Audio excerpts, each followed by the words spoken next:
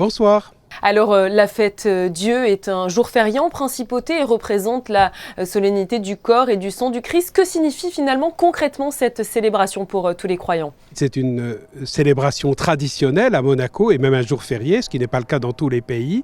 La célébration est vraiment centrée sur ce qu'on appelle le mystère de l'Eucharistie, de reconnaître, c'est la foi catholique, que le Christ est vraiment présent dans son corps et dans son sang sous les apparences du pain et du vin. Et ce jour est consacré à méditer sur ce mystère et même à exprimer publiquement cette foi en la présence de Dieu, de Jésus dans l'Eucharistie, par une messe souvent suivie d'une procession. Et c'est ce que nous faisons à Monaco déjà depuis de très nombreuses années, en ayant ce temps de cheminement, de procession à travers les rues du Rocher.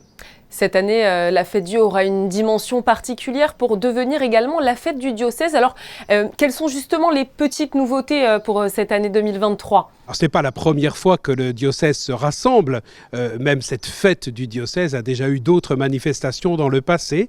Mais il nous a semblé intéressant de conjuguer à la fois cette fête traditionnelle à Monaco, où déjà se rassemblent de nombreux monégasques et résidents représentant les différentes communautés, mais de le vivre aussi dans la dynamique que le pape François nous a invités à prendre dès l'année dernière d'une démarche synodale, où on privilégie les instants de communion, de transversalité en vue d'un témoignage plus enthousiaste, plus heureux de cette bonne nouvelle de l'Évangile. Donc nous voulons conjuguer les deux, à la fois la tradition et en même temps des aspects de nouveauté. Toutes les paroisses monteront, chacune à partir de leur église, vers la cathédrale, où aura lieu la célébration de la messe à 17h, manifestant ainsi à la fois la diversité et l'unité de notre diocèse.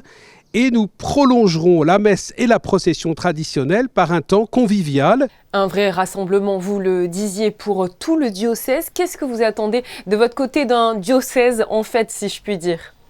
Alors, un diocèse qui ne se regarde pas lui-même, ça peut toujours être la tentation de se regarder, mais c'est surtout de goûter la joie d'être ensemble et de pouvoir exprimer ce bonheur de porter ce trésor de l'Évangile, cette joie de l'Évangile, comme dit le pape François, d'en être les témoins et de pouvoir le partager au plus grand nombre. Voilà pourquoi cette soirée, et je le souhaite du fond du cœur, sera ouverte au plus grand nombre, même des personnes en recherche, des personnes moins familières de l'Église et de ses rassemblements, seront tout à fait les bienvenus pour ce temps de fête, de partage et de foi et d'espérance, parce que nous avons aussi besoin à Monaco, comme dans le reste du monde, d'une bonne dose d'espérance par les temps qui sont les nôtres. Merci beaucoup à vous, Monseigneur Dominique. Je vous en prie.